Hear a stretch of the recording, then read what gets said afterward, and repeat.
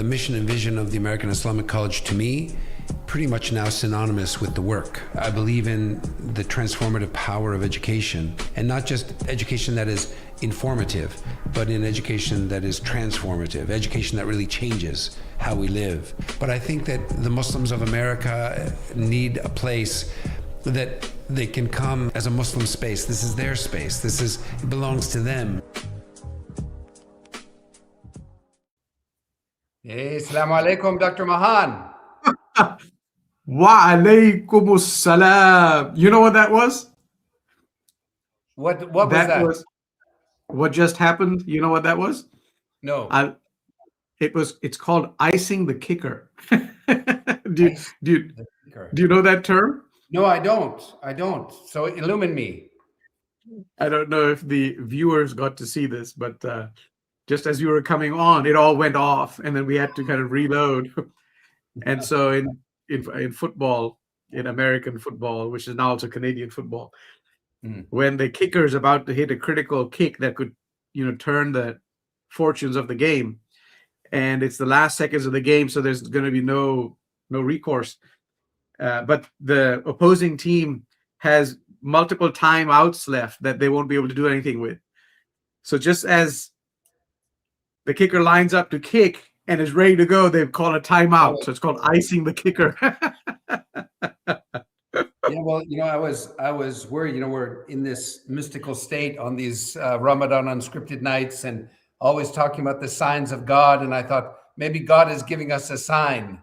Maybe we're supposed to just close our mouths and close our books and spend the evening in silent reflection. I don't know, but oh yes, that could be, or it could also be he wants to see how much we persevere. That's right. And said, no, we're going to try this again. So, mashallah. Okay, well, we are now, it's hard to believe, but we are now 1/3 of the way through the Qur'an tonight. Even though we're doing this, we're grouping, partitions of the Qur'an. We're grouping it every night. So we're actually just really skimming the surface of what we're covering. And it pains me. I'm kind of haunted by all the important stuff that we have to sort of gloss over. And so every night I have a list of things that I want to review and go back before we go forward. But so tonight, it looks like we'll be in the Surah Al-Ma'idah, right? The Surah of the table outspread, which, maybe tonight too, we can introduce readers who may or may not know, like where these names of the surahs come from. And so maybe we can talk about that a little bit. But and reminding ourselves and everyone that, we're still very much in what we call the Medinan period, which is the later years of the Muslim community. And so we see a lot of issues in these surahs about community formation, about legal issues, about, practical issues of their life, marriage, divorce, inheritance, war and peace, in food even. And so, and all the while, we're going to see, these impressionistic sort of vaultings into, the lives of the prophets, and so there's a lot happening. So we'll have the surah of the Al-Ma'idah, the table, the surah of the livestock or the cattle sometimes, the surah of the Al-A'raf, the high places, and then we'll. If we even get that far, then the 8th surah is called the spoils of war, and we can talk more about that as we go forward. But it's it's hard for me, even though I'm reaching back into surahs that are now sort of behind us in the march of Ramadan through the Quran. It's hard for me not to want to talk a little bit about the rope of God. I feel like so much of life is really about holding on to the rope of God when nothing else seems to be working. And we're certainly, here at the American Islamic College, we hold on to that rope quite a lot. And but I also thought about, the teachings, and this will come up again and again, about tests and trials, that having difficulties in life is not a sign of God's displeasure in the Quran. It's actually a sign of God's favor and God's, and we're going to read even tonight about people who, when they're going through a hardship, they remember God, but when they have an easy time, they just forget. They forget about God, and so there's a kind of, I guess this is counterintuitive, but in moments of ease, that's a kind of spiritual test, right? That it's almost harder to be a faithful person when you don't have the winds of fate and the winds of affliction and suffering driving you toward God. And then I also thought of, in Surah An-Nisa, the Surah of the women, this beautiful reference to the fact that all of us were created from a single soul. And we may have touched on that in Monday night's discussion or not, but it's such a beautiful concept. And we'll see that coming back again and again about this inherent, not just the unity of the revelations and the messengers, but also the inherent unity of humanity, of humankind. And so these are just some, I don't know if you have any thoughts on any of those topics, but these were things that I felt, oh, we missed that, can we go back? And but I don't know if you have any thoughts on any of those points. No, just everything you said moves me and makes me want to pause. The rope of God. I mean, we're all the way back in Al Imran. I think that's 103 That's right. or something. That's right. The family of Mary. Yeah. Surah number 300. Just when the surah inflects and begins to address the Muslims, Ya ayyuhalladhina amanu, the new community that is being formed under the Prophet Muhammad sallallahu alaihi wasallam. And so hold fast to the rope of God. And I was looking at I tried to avoid this urge of going back. So I only went back to Surah number 4. And you also mentioned something there. So I'll just connect. One of the things I was looking at is verse number 59 of Surah An-Nisa. But I feel it connects. Women, yeah, I didn't make this connection to the rope here, but I feel maybe divine providence moving us to draw this connection, because you mentioned it, and this is totally unscripted as in the spirit of our gathering. Yes. So a'udhu billahi minash shaitanir rajim, bismillahir rahmanir rahim. Ya ayyuhalladhina amanu, so O you who believe, obey God, atiullaha wa atiur rasul, and obey the messenger, wa ulil amri minkum, and those who charged with authority among you. Right. And there's a big debate on what this means. But the next part is, we could pause and reflect on any of this. But the next part, فَإِن تَنَازَعْتُمْ فِي شَيْءٍ, if ye differ in anything amongst yourselves, فَرُدُّوهُ إِلَى اللَّهِ وَالرَّسُولِ, then refer it back to God and His messenger. Exactly. Now, this is the rope. So, or maybe this could be looked at in a way at what you're holding on to. Right. Because if you don't have something to hold on to, and we know this, we will continue to drift. And we'll go from whim to whim, from thought to thought, from psychological state to psychological. Nothing will be there to anchor us or to hold us, or to keep us from drifting, maybe. And even if we argue and we differ, and it says if you differ, so it's natural that you'll differ, have some kind of something to hold the discourse, the theology, the conversation, the values together, the framework. Right. And so even if you're in contention, as long as you're in conversation, in meaningful and sincere conversation around what has been sent down, that's something that will keep you moored, or keep you oriented, keep you from going adrift. So that's one thought I had based on what you said. I have one more, but I'll let you respond to this. No, that is very much in the spirit of what we see in the family of Mary when it talks about holding on to the rope of God, because the thrust of that is to don't be divided among yourselves, right? Yeah. So don't allow these natural differences. We're taught in our tradition that differences of opinion are a mercy, Yeah.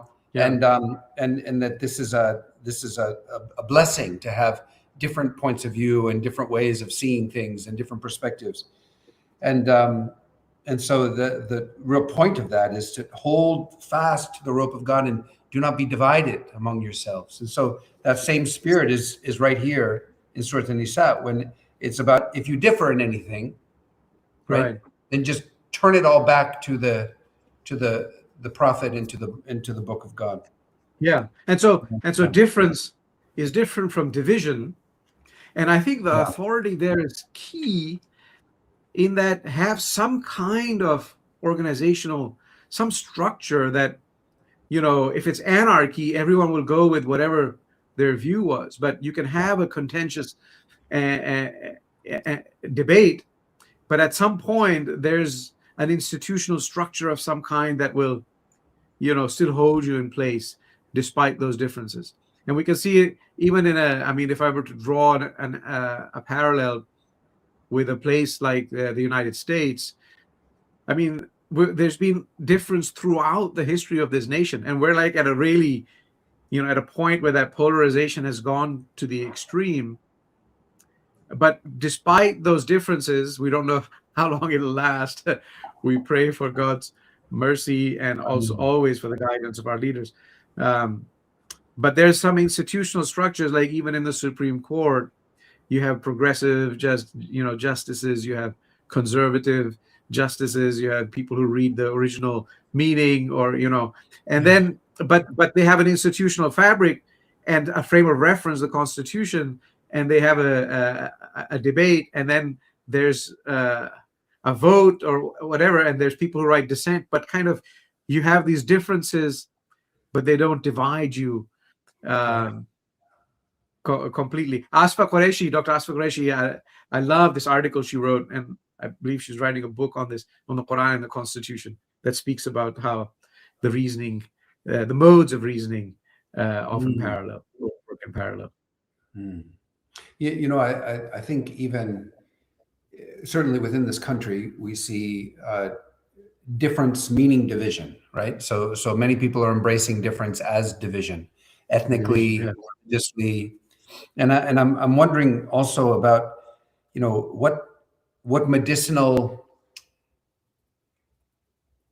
potential medicinal impact could a verse like this have even upon the Muslim community, which has, of course, as you know, many interpretive traditions, and sometimes difference even within the global Muslim community, the 2 or 3 billion Muslims, across the planet.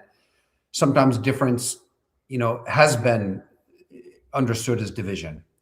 And so, one of the things that I've always loved about the original vision from Professor Ismail al-Faruqi, rahimahullah, our founding president and provost here at the American Islamic College, is that he envisioned the American Islamic College to be a place where Muslims could come back from all the different locations and situations within the Muslim mosaic and just learn together, be one family, be one community again. And just almost like in the beginning of Islam, there were no divisions. Of course, they had the benefit of the Prophet, upon him be peace, to be there and to unify them. But it's almost as if we, that difference and division, somehow the Quran is encouraging us not to see difference as division, and to be united in our holding on to that rope of God, which really for Muslims is, as you said, is pretty much the life of the Prophet, upon him be peace, and the final revelation, the revelation of the Quran. And of course we disagree about how we interpret even his life and the book, but that doesn't mean that we need to be divided amongst ourselves. Like, don't fall into these sects, this partisanship, that I think, when you have a label, I'm this and not that, and you're that, it maybe causes what some psychologists call, social psychologists, schismogenesis. Like you begin to define yourself in opposition to the other, and then take extreme positions that you would normally never take in everyday life. And this is something even in practical. They had this NPR did this series where for some reason the title of it is escaping me. There were 5 places in the US that did it. One of them was South Bend, and Stephanie was involved. One small step. And they tried to just put a conservative, someone who identified itself as a conservative, into conversation with a liberal or a progressive, just a one-on-one. And the conversations were so amazing, human, down to earth, endearing even. And they're like, well, I never expected you to be like this. And they're like, I never, because they see each other as human beings. Whereas when you don't have that in simple human encounter, you're talking to each other as labels, and you're in these extreme positions. And so there's something about a different way that we must be, maybe, that these verses are alluding to. The other thing that you mentioned about nafsin wahida, I love that. And single soul. That we created you. This is the first verse of An-Nisa. And An-Nisa, this chapter number 4, Matthias Zanisser, that's the name. I didn't look up the article, but he published a chapter on this in a volume. It was a Festschrift of their teacher, published together with Asma Afsaruddin, who's now at Indiana University. And he published an article on the thematic coherence of An-Nisa, and he said that the heart of it is justice. And you see, justice at different levels, like the orphans, and obviously the title women. With respect to God, shirk kind of comes in 2 different places, almost in mirror places in the thematic structure of the Qur'an. There's a verse that says, what's wrong with you that you don't fight on behalf of the people who are oppressed? Yeah. That's verse number 7. So there's lots of justice themes in here.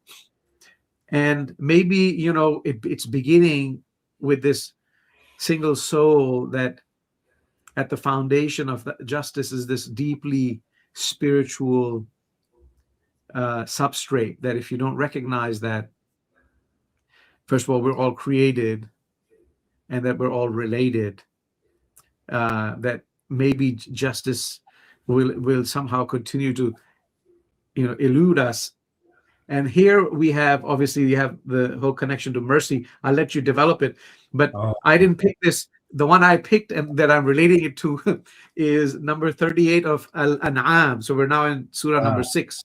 Okay. Where it says, وَمَا مِن دَابَّةٍ فِي الْأَرْضِ وَلَا طَائِرٍ يَطِيرُ بِجَنَاحَيْهِ. So there is not an animal that lives on the earth, nor a being that flies on its wings, but forms part of communities like you. Yeah. Illa umamun amthalukum. And I mean, are they part of that soul? Oh, well, keep reading, because it gets even more interesting. What's the next line? Ma faratna fil kitabi min shay. Nothing have we omitted from the book. Okay. Thumma ila rabbihim yuhsharun. And to the Lord they will be gathered. So that's the one. Like, so this means that even all sentient life will return to God, which is great news for your cat and great news for my departed dog.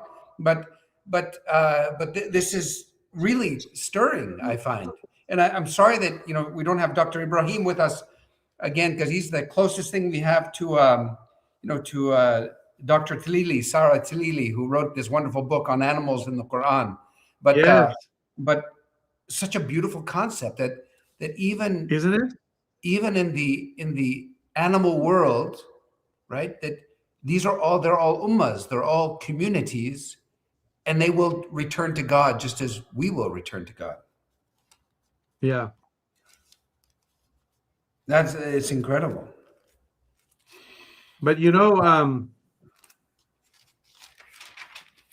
uh, the if you were to, I've done some reading on this. I was just looking up a reference. The amount of suffering that we cause animals Oh, in industrial farming and experiments for our well-being, it's just absolutely mind-boggling. And that our civilization is built on this kind of suffering of beings that are sentient, and that are communities like you, and we know that they have emotional lives and needs that are deprived because they're just instrumentalized in deeply they're not human, but to use the word metaphorically, in completely inhumane kinds of conditions. So this is something we have to think about deeply, is what kind of a world have we made? These verses make you think, and how do we make it right, repair? yeah. And sometimes I've reflected that we learn Islam from other communities. Sometimes they manifest something which is really core to our faith, but we've ignored it or we've overlooked it. And I think that in many ways, the indigenous peoples of North America are teaching us our religion when it comes to the sacredness of the natural world and the sacredness of animals. They still would hunt and consume animals, but never more than they needed, and always with the utmost respect, and they almost prayerfully. And so there's so much for us to learn from them about what the Quran is teaching us about the sacredness of the natural world and all the beings, within it. Right. And of course, those teachings are deeply prophetic. We have so many traditions about don't make your bellies a graveyard of animals. They used to consume meat, but not every day. And when the animal was slaughtered, make sure the knife is sharp and don't let the other animals see it. Now it's just because they perceive, and they're not they see what's happening. And today with the industrial farming and slaughterhouses, it's just, there's no regard for anything like that. No. In fact, yeah, no. And so I think our concept of halal, of food that is halal and tayyib, wholesome food that is ritually acceptable for us to consume. I think it has to include the way animals are treated while they're alive. And so it has to include, so we can't just take an animal that's lived its life in an aluminum cage or an aluminum box and then, have it butchered in a particular way and call it halal. And so this is something that, there's a lot of environmental consciousness and humane consciousness that the Quran is calling us to. Absolutely. All right. So, okay. Well, there's something, as you know, there's a huge topic here. But before we get to that, I just wanted to throw one thing. Last night, or not last night, but Monday night, we were talking about the complementarity and the duality of sometimes we find in the Quran. Tonight, I want to just raise a quick question from the same surah, about the question of polarity. And this comes in verse 112, ayah 112 from Al-An'am, the surah number 6, the surah of the livestock, when it says that we make for every messenger an enemy, evil ones among the men and the jinns, inspiring each other with flowery discourses by way of deception. If your Lord had so planned, they would not have done it. So leave them and their inventions alone. But what's really interesting there is the idea that with the appearance of a messenger of God, there has to be, or at least according to God's plan, there has to be some kind of polar opposite, some kind of polarity. And do you think that polarity is just part of the human condition, that our lives revolve around choices, between what is good and life-giving and what is destructive and life-taking. Well, that's a really good question. I didn't ponder this, but I mean, obviously, first of all, it evokes all these mythologies, of light and darkness and yin and yang. In popular film, often the narrative will begin, darkness rises Yeah. and light to meet it. So you can see how a lot of this is picked up from these traditions. And here, I mean, the one thing that's coming to my mind is going back to what we just talked about in terms of how we schismogenesis, how we define each other, with our opposites, and there's this competitive spirit. And so when you get something that's extremely dark, you can almost the situation calls one who has the capacity to rise to it, to meet it in its opposite.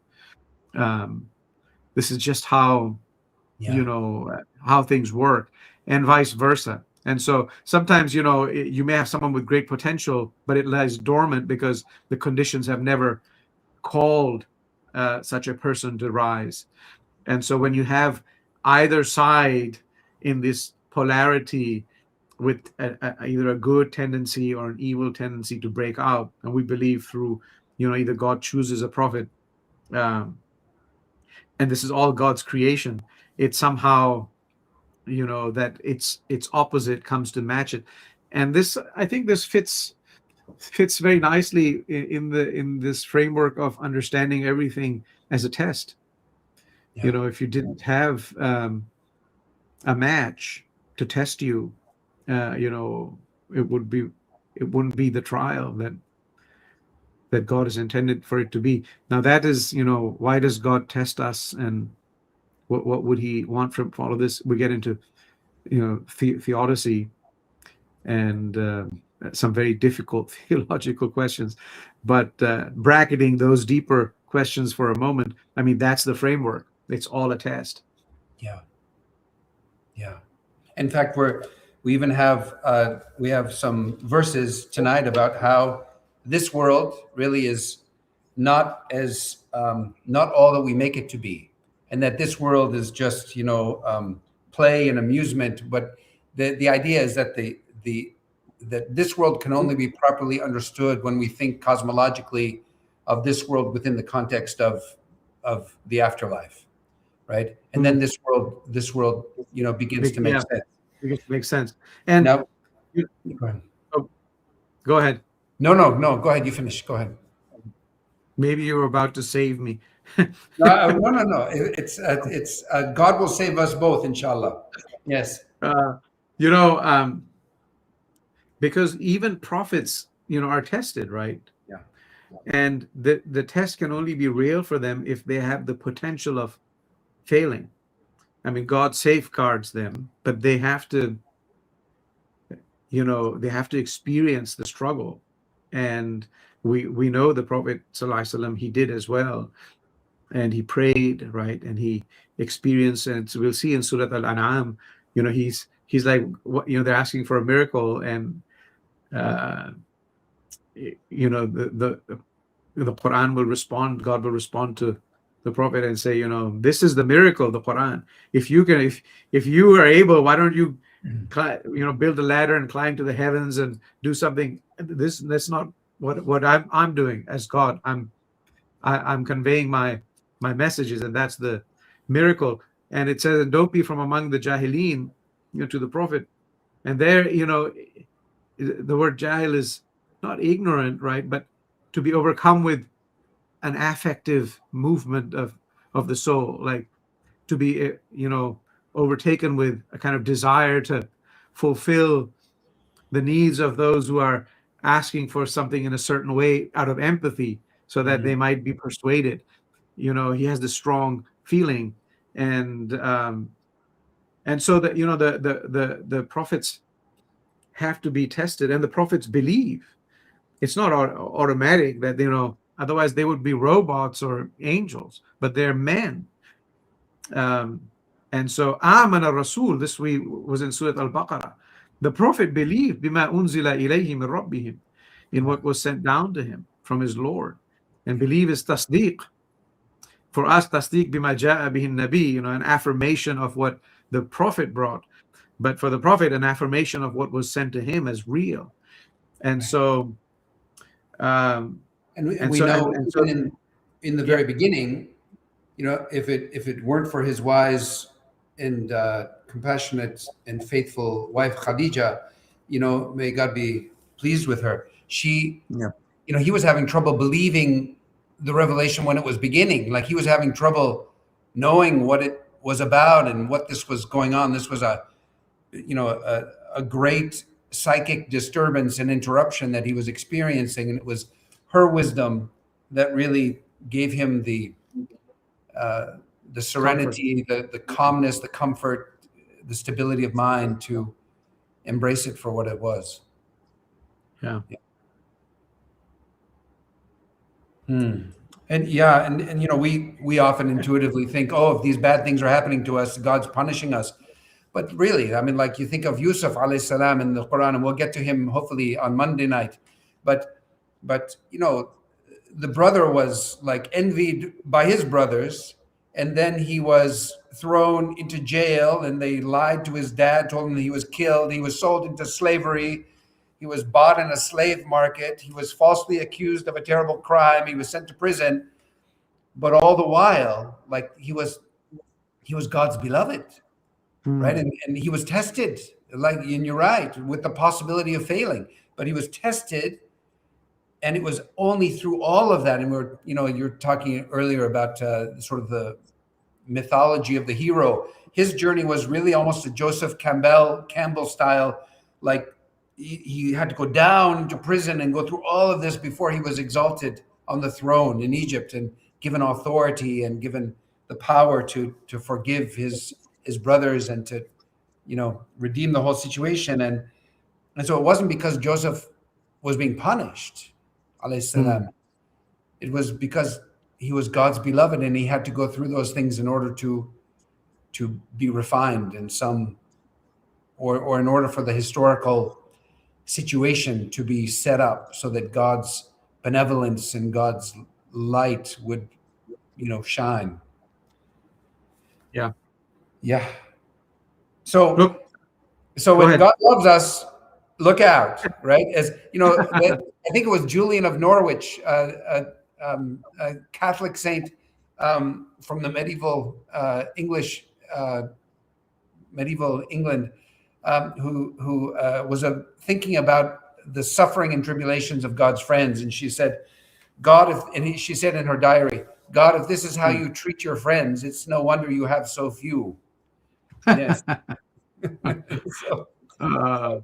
But the Surah Al-An'am, this really could be not just the rest of the night, but this could be the rest of my theological life. Twice we read something in Surah Al-An'am, the sixth surah, the surah of the livestock. Yeah. Twice we read something that to me is just world changing and religion changing, and that is that God in the Qur'an is inscrutable, right? We know that God has names, and we can understand something of what mercy and justice and those names mean. But God ultimately is Akbar. God is beyond, right? That's Allahu Akbar is God is greater than anything we can think or imagine. God is beyond language. God is beyond everything. But twice in the Quran, it says that God has bound God's self by something. And twice in this chapter, Surah of the Livestock, we read that, and this is from Ayah 54, the second utterance of this same idea. This is, I love to begin khutbahs often with this.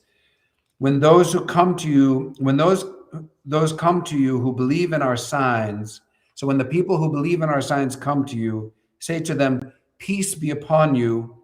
Your Lord has written rahmah upon himself. surely if any of you did evil in ignorance, and some of us would argue that all evil is really done in ignorance, and thereafter repents and has remorse and tries to do better, say to them that God is most forgiving and most merciful.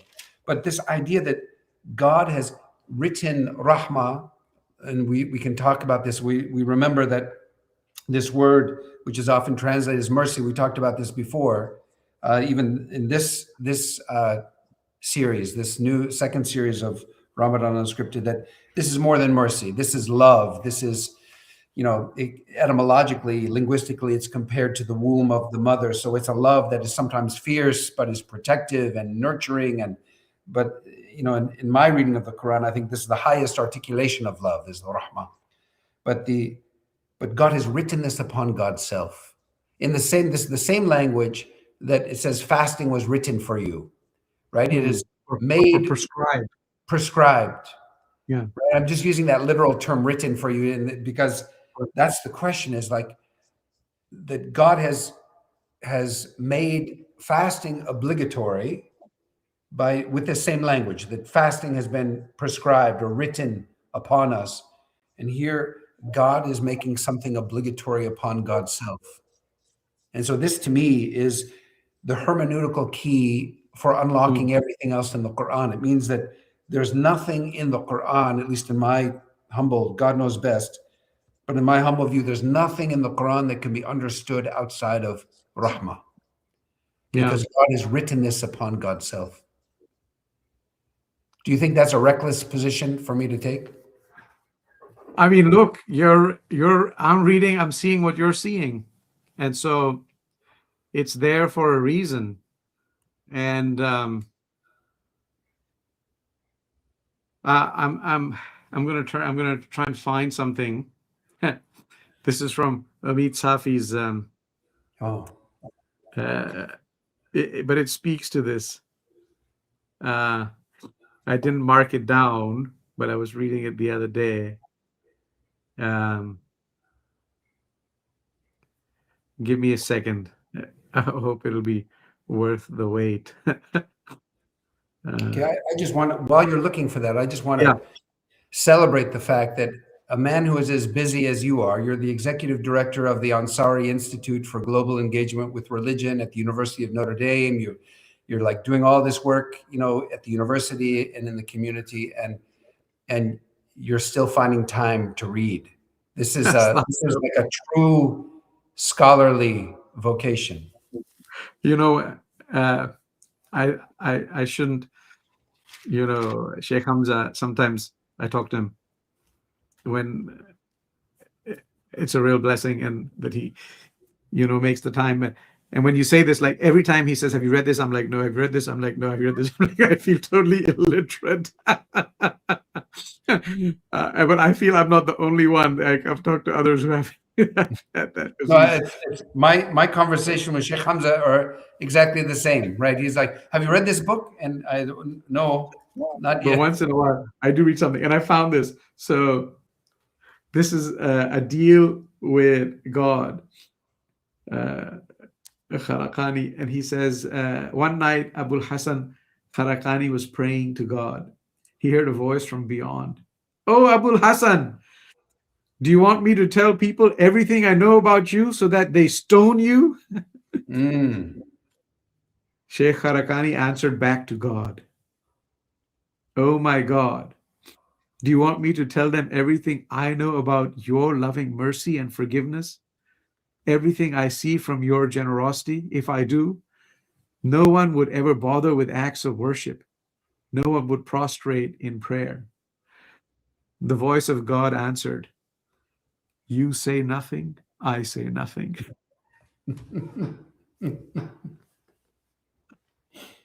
Wow. Yeah. Okay. Wow. Yeah. So I feel, that just when you're reading this about, he's prescribed mercy and he has all of these, like if someone just hangs on to that, Yeah. there's all these there's hadith Qudsi, I am as my servant thinks I am. Wow. I mean, Keep going with that, because that's so beautiful. It needs to be shared. yeah. I mean, there's this hadith in which a hadith Qudsi is one in which the Prophet ﷺ says that God said, but it's not a Quranic. It's a hadith that still nonetheless goes back to God, where he says, I am as my servant thinks I am. And as he, draws near to me, I draw near to him. And it proceeds like this. And so, if you have a good opinion of God, if you have a bad opinion of God, there's kind of almost a mirroring that happens. And so always come to God with the highest opinion of God, with his infinite mercy. And maybe through that infinite mercy, you will be the reason for your devotions, will change. Like, the other mystic, Rabia, and I see her right next to the Khalaqani in the text here, where she says, I was carrying this water and fire. It's like, where are you going? She's like, I'm going to burn down paradise and extinguish the fires of hell. And she was asked why. She said, because people are worshiping God for these things, but for not their own sake. They're not worshiping God out of love, right? Out of love. Yeah. And so what I'm reading next to it is something different, where this is from Rabia and Adawiya, one of the early mystics. A man not knowing said to God, "Oh God, at last open a door for me." And Rabia was there. She overheard the prayer. She said, "You fool, the door's never been closed." Yeah. Alhamdulillah. Well, and it's, and the other part of that Hadith Qudsi. So these are beautiful, like theopathic statements that are not. We don't believe that they are from the man Muhammad alayhi salatu wasalam, and they're not from the Quran. They're like moments of ecstasy when he was filled with divine consciousness and said these, that we have these beautiful sacred hadiths. And these, and that hadith that you were reciting says that, if he walks, meaning my servant, if he takes a step toward me, I'll come to him like by a meter or a yard, and if he comes to me walking, I'll come to him rushing, running.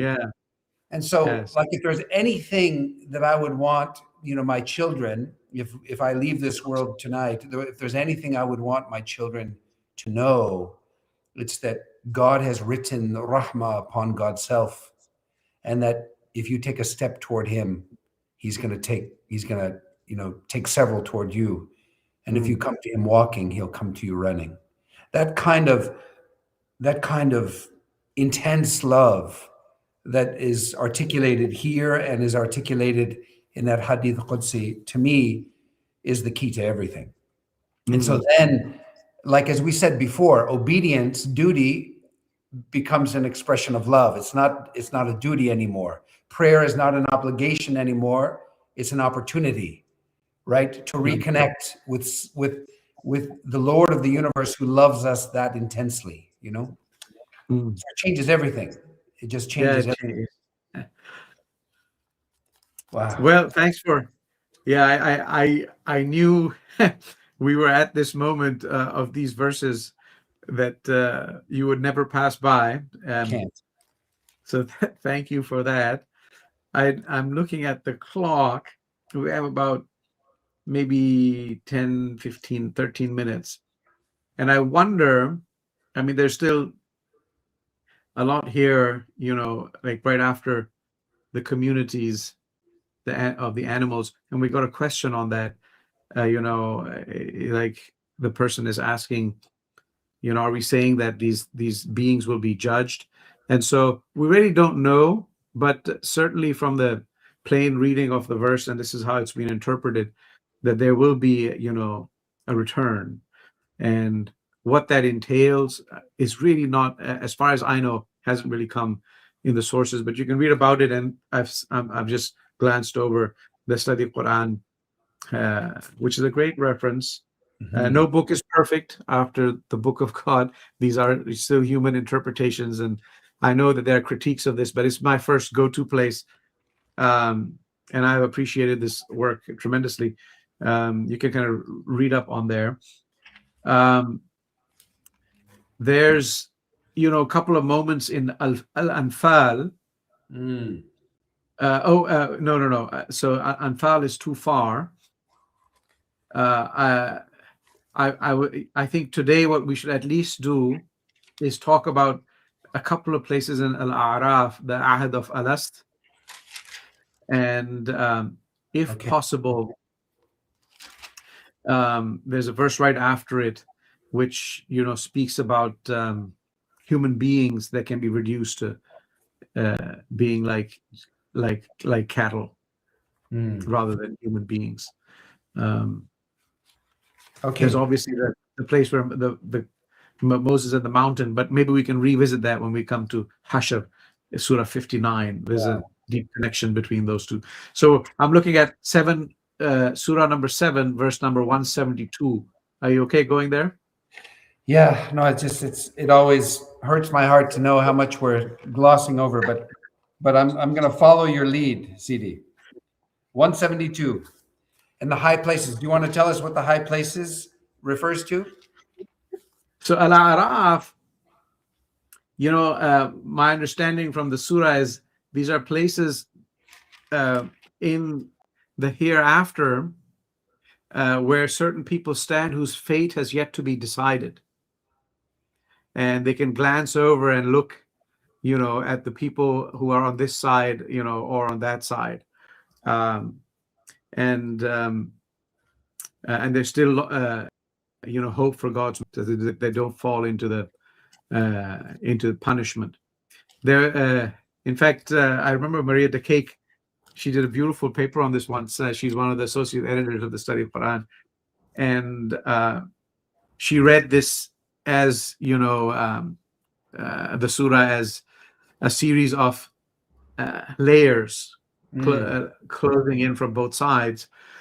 And on the other side of this layer, I mean, in the middle you have the prophets. There's an axis where it's Adam and Iblis. I hope I'm not misremembering this, but there was something to this effect. And on the other end, sort of mirroring where this question of the A'raf was a direct address to the Quraysh. And so she said, it's as if the Quran is saying, your fate is still open. You can choose to believe while you have the chance, because the Prophet was amidst them. So it was a beautiful thematic, unveiling of the meaning through structure, which has been, I find a lovely way to read the Quran. And we'll see in Surah Yusuf, maybe we do that on Monday. I know Dr. Jawad Qureshi had an award-winning paper on Surah Yusuf, where it's rings within rings of meaning and meaning through structure. So, anyways, that's Al-A'raf, the people of the heights, whose fate is in the balance. And the names of the surahs, they're considered conventional. Some surahs have multiple different names.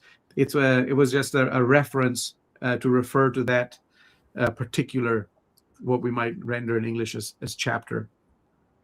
I know in the beginning they referred to Surah Maryam, for example, as Kaf Ha Ya Ain Sad, because it begins with those inexplicable letters, and it's the only surah that begins that way. And with 5. Yes. Yeah. Okay, so take us to where you want us to be in the high places. 172. 172. Okay. So وَإِذْ أَخَذَ رَبُّكَ مِنْ بَنِي آدَمَ مِنْ ظُهُورِهِمْ ذُرِّيَّتَهُمْ. So when thy Lord drew forth from the children of Adam from their loins, really. Loins, right? Yeah. From their loins, their descendants. So basically, the images of all of Adam's offspring has been pulled forth. Yeah. And what is in some primordial time prior to our earthly existence, all the souls that were ever to be, that were to come from Adam, That's right. their descendants, and made them testify. And so in this sort of primordial kind of Time before time. in the time before time, Yeah. in the time before time, thy Lord drew all of these All children, of us. all of us, All and human made beings. us and made us testify concerning themselves or against themselves. Ashhadahum ala anfusihim. Yeah. Alastu bi rabbikum. Am I not your Lord? Qalu bala. Absolutely. And all of them said, All of us. absolutely, all of us.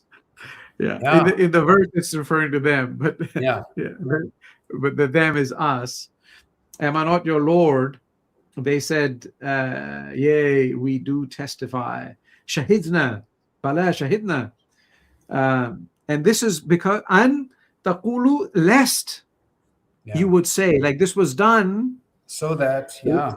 Yeah, so that you would not say, lest you would say on the day of resurrection, Yawm al-Qiyamah, inna kunna an hadha ghafilin, that we didn't know. We had no idea. And So so the memory of that moment is woven into the very fabric of our beings. yes, If only we could perceive it. yeah. And so, I mean, there's an idea of natural religion here, a pre-revelatory cognition. And when you read different parts of the Qur'an, you see that, that belief in God is intuitive. At least I'm talking about how the Qur'an presents itself. That belief in God is intuitive. You need the messengers to give you particular, guidance on how to live. But the longing for that guidance and to live by some right conduct is ingrained and intuitive because I mean, this verse makes it clearer. But if you look at like Al-Fatiha, it begins, this is the first surah where we start, it begins with a voice of just think about how the Quran begins. It's with the voice, Alhamdulillahi Rabbil Alameen. It's the voice of a believer crying out to God. With gratitude. With gratitude, prior to having asked for guidance. Yeah. You see? Yeah. So there's some recognition that mercy is there, Ar-Rahman Ar-Rahim, Maliki Yawmiddin, that there will be an accountability, that I have to behave, righteously. Ihdina, guide me. And then the Prophet comes. You see this in Ali Imran, with the one we read with Dr. Ibrahim on Monday, Inna fi khalqi samawati wal ard, right? وَاخْتِلَافِ اللَّيْلِ وَالنَّهَارِ لَآيَاتٍ, like in the creation of the heavens and the earth and the alternation of these are signs. The book of signs is everywhere. And then those who remember God, and then they say, فَقِنَا عَذَابَ النَّارِ, and save us from punishment of the fire. And then later on comes the prayer. That we have heard the caller calling, an aminu bi rabbikum fa amanna. So but it comes in sequentially afterwards. And so this, and even in Al-Baqarah at the beginning, wa bil akhirati hum yuqinun, like in everything there's iman, they believe in what has been sent down, but bil akhirati hum yuqinun, there's a certainty. And this is about the afterlife. And this is, when we talked about the shubuhats, the doubts, the mental kind of blocks, and then the shahwat, the appetites, that make us deviate one way or the other. This Ibn al-Qayyim's, work, that you have these two, and the cure for the shahwat is sabr, patience. And fasting is one of them. And the cure for the doubts is yaqeen, certitude. And this certitude in this, particularly as comes in Al-Baqarah, in accountability. Yeah, just a word about certitude, and then a story about alastu bi rabbikum. So that moment that we before creation, before we existed, God called us out of non-existence for this moment of witnessing, asking us, Alastu bi rabbikum, am I not your Lord? And then sent us back into non-existence until our appointed time. So this is like this incredible thing in the Quran. But just a quick word about certitude before I tell that story. Certitude is, to me, certitude, the highest level of certitude is tawakkul, right? Is reliance upon God. Meaning that it's not a certitude that I know what's going on and I know exactly why things are happening the way they're happening and I have all the answers. It's not that. So certitude, I think, is just the absolute certainty that somehow, some way, even though I don't have it figured out, somehow, some way, God is present in this mess. That God is present in this pain. God is present in this world.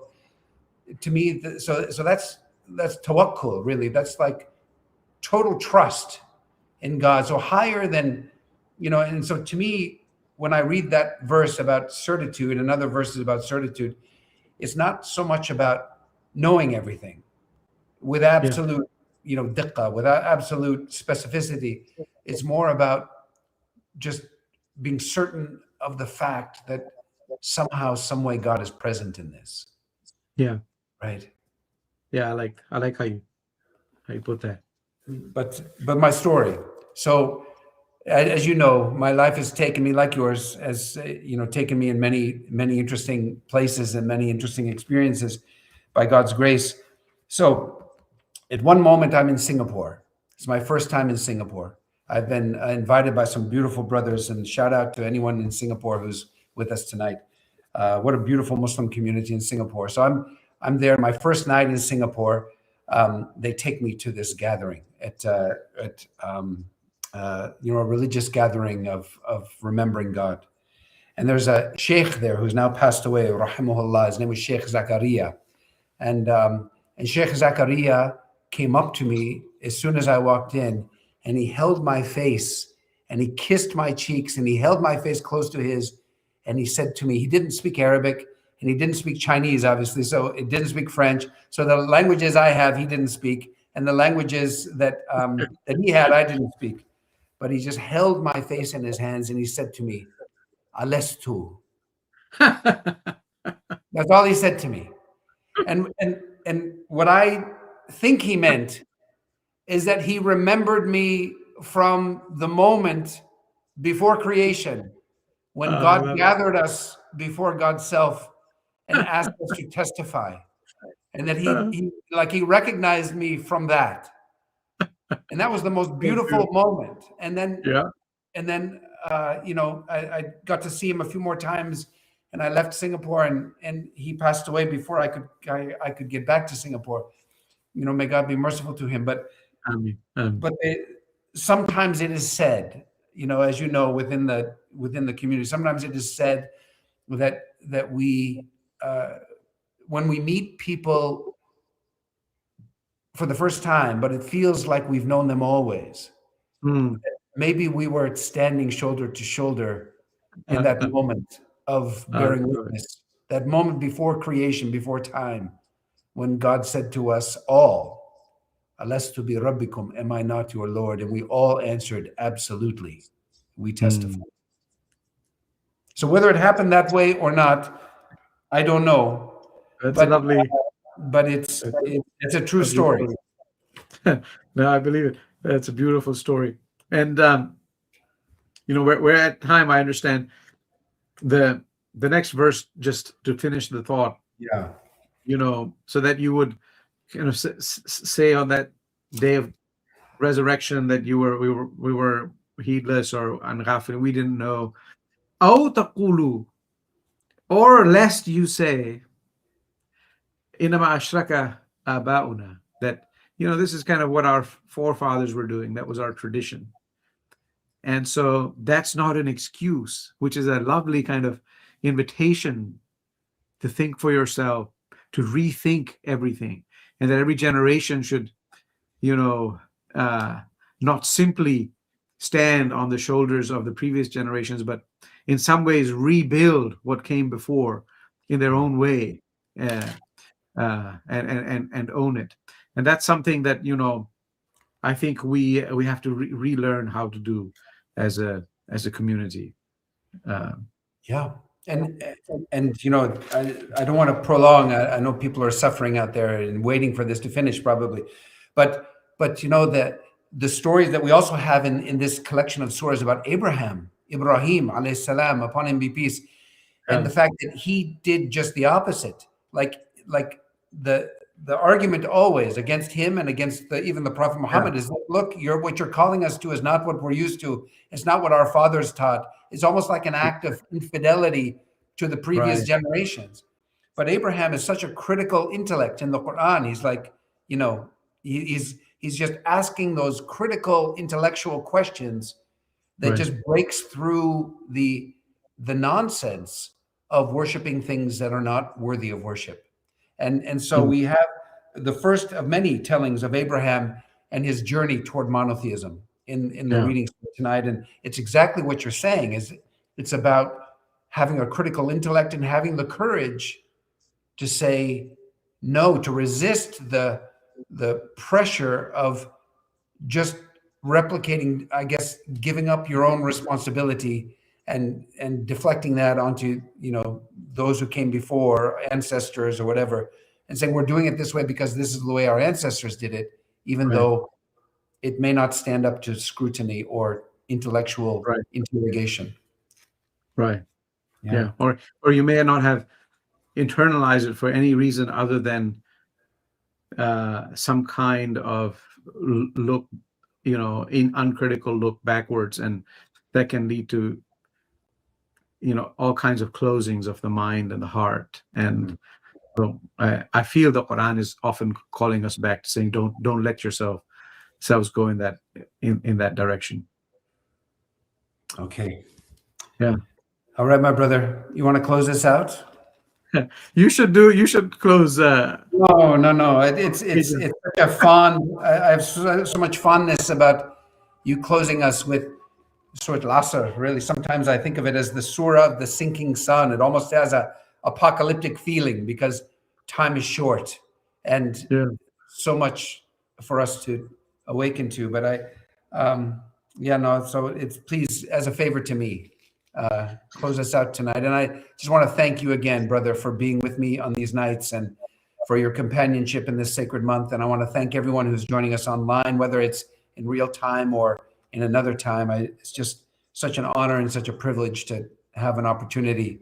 As your wife Stephanie said, it's not that we have to do this, it's that we get to do this. What a privilege. What a privilege. Yes. No, it's a blessing, an honor to be with you these blessed nights and with everyone. Thank you. أعوذ بالله من الشيطان الرجيم. بسم الله الرحمن الرحيم.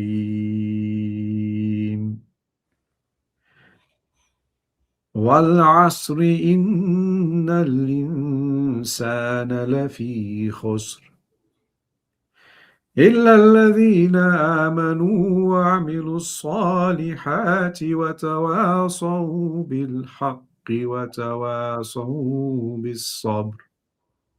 صدق الله العظيم.